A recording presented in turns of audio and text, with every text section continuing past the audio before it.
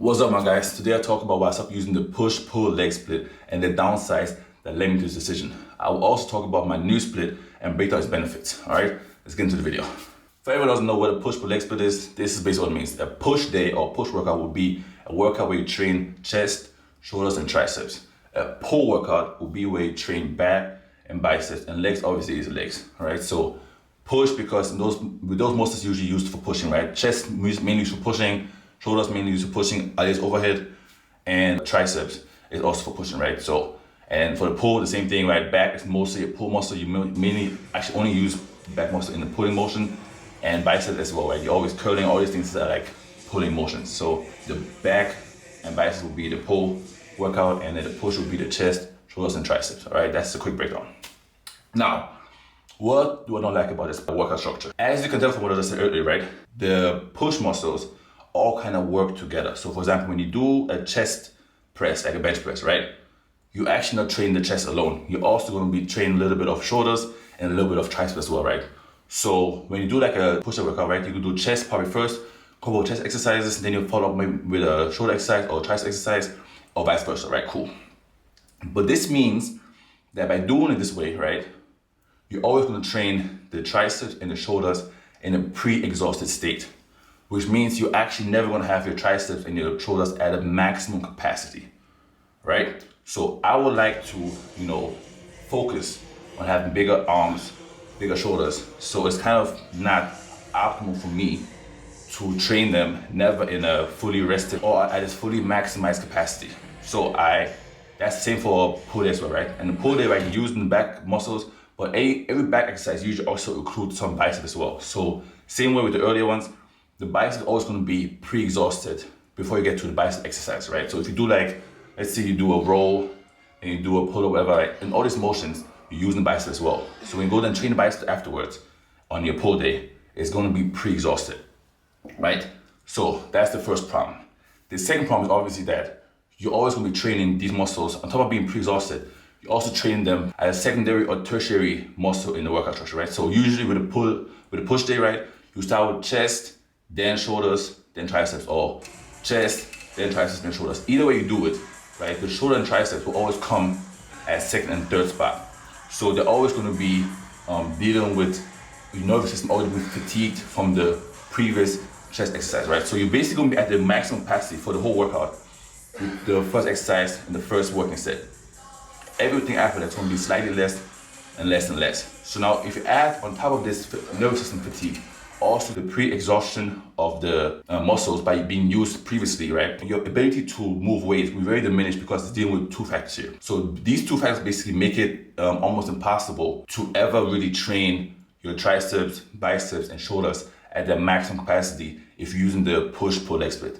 That's what I don't like about it, right? I'm trying to have big shoulders, big arms, right? I think that adds to your frame by having big shoulders and big arms. So I was trying to figure out how can I, maximally grow them under these constraints. So that was my problem with it. So the solution I came up with was this. Instead of training all the push muscles together, all the pull muscles together, I was thinking about, okay, what if I just switch it up and train a push muscle with a pull muscle on the same day? That way, the second muscle wouldn't be pre-exhausted before getting to it, right? So for example, if I train chest with biceps and rear delt, for example, right? The bicep and the rear delt haven't been used in the chest press or the bench press or the incline press or whatever, right? It hasn't been used yet. So I'm still going to deal obviously with nervous system fatigue because it's going to be the second or third exercise in the workout, cool. But I'm not going to deal with pre-exhaustion.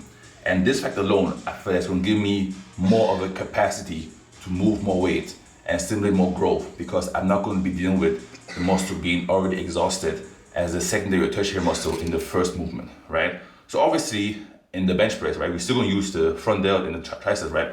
But those are just going to be like residual muscles used in the exercise. It's not going to be part of our actual workout. So when I train now, I train chest, biceps, and rear delts, right? Because the rear delts aren't used in any of the chest movements, and the bicep is used in any of the chest movements. So it's giving me the ability to train them after training chest and still have them at a pretty high capacity because they haven't been pre-exhausted during the chest movement, right? And the same thing goes for the back day. When I train back now, I do back, triceps, side delts, and front delts. Because when I do it this way, right? The front delts or the triceps or the side delts haven't been pre-exhausted during the back exercises. So it gives me the ability to still train them at a pretty high capacity.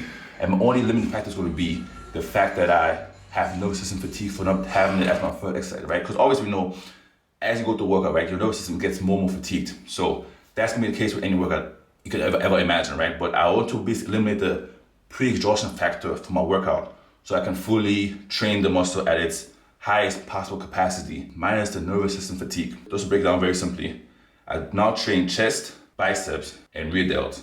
And I train back with triceps, front delts, and side delts.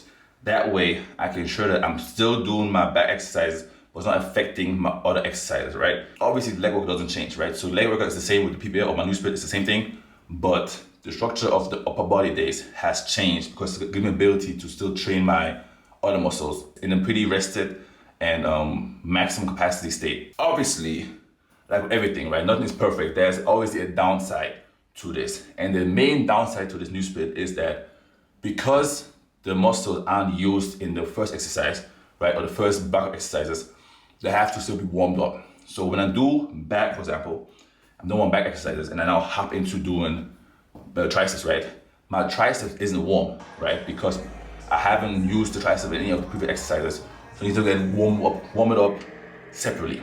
This is gonna make my workout a little bit longer than it has to be because like with everything else, right? I have to warm up the triceps and the shoulders properly so I can, get them to fire correctly. So this warm-up stage is, I would say, the only downside to this new split because it kind of adds additional sets that typically would have to do because if you're training like push-pull legs regularly, right, you're going to train chest, shoulders, and triceps. So by doing chest first, you already are warming up the shoulders and the triceps anyway because they're part of the warm-up or of exercise in the first block of exercise already. That is one downside I would say, but if you have the time to do it, again, it's not really that much more time. Maybe it's an additional 10 minutes, I would say, max, right? So if the time constraint isn't one of the constraints in your workout, then I think this is a good alternative to building good shoulders and good arms without having to get a separate arm day or a separate shoulder day, right? I didn't want to have to get another whole day because I like training 6 days a week, right? So I actually have no time to add a whole arm day just for this, right? So I was figuring out how to get the shoulders and arms necessary attention they need without having to give them a whole separate day. And this is my solution to it, right? So back to the basics again. We keep it very simple. I train now chest together with biceps and rear delts. And I train the back with the triceps, front delts, and the side delts. That's my new bundle. So I'm using a big push muscle and adding a bunch of pull muscles. And I'm training a big pull muscle and adding a bunch of push muscles. That way they don't interfere with each other later in the workout, right? So I don't have to deal with pre-exhaustion like you have to do with the PPL split. All right, that's it for the video. This is a very quick one. All right, like always, like, subscribe, and tell a friend, all right? Flex check.